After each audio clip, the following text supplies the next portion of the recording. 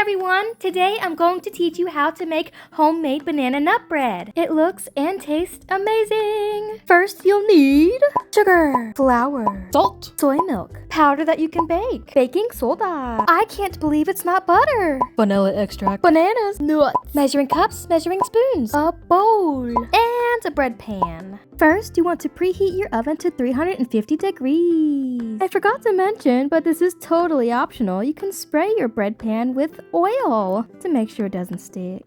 Put your bananas in the bowl after you peel them so we can get ready to mush them and smash them. Even though my bananas were brown, I still wanted to use them. I didn't want to waste food. That's why I'm making banana bread. Poke the bananas with a fork and squish them until they become mush. It might take more than a minute, but it's really good exercise for your hands. Melt your butter that's not butter for about 10 to 20 seconds and pour it into the bowl. Then you're going to want to keep mixing and mixing until you get a really good liquid consistency.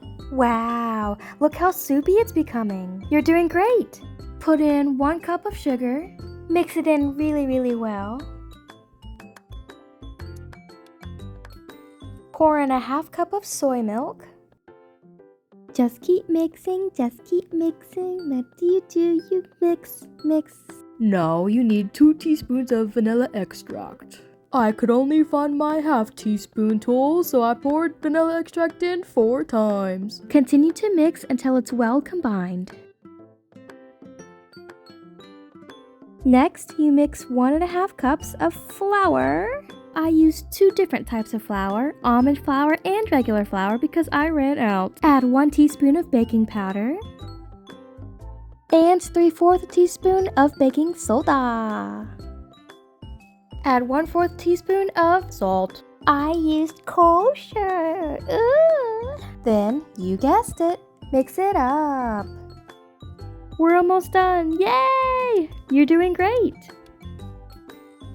If you can't get enough of that banana flavor, add some banana extract. Whoops, too much. Next, get your nuts, put them on the cutting board, and chop. Please enjoy this video of me trying to cut nuts, even though I have no idea what I'm doing. Scoop the nuts into the mixture and then mix it. You don't even have to add nuts into it. It's totally optional.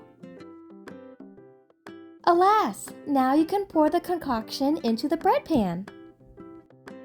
Just for fun, if you can or want to, you can sprinkle some nuts on top. It really helps with texture.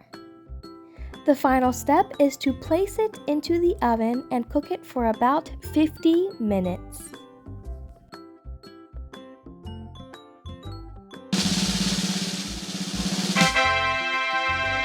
Wow! Put a knife in the middle of the bread and pull it out to see if it's thoroughly cooked. As you can tell, we're finished! Yay! You just made banana nut bread.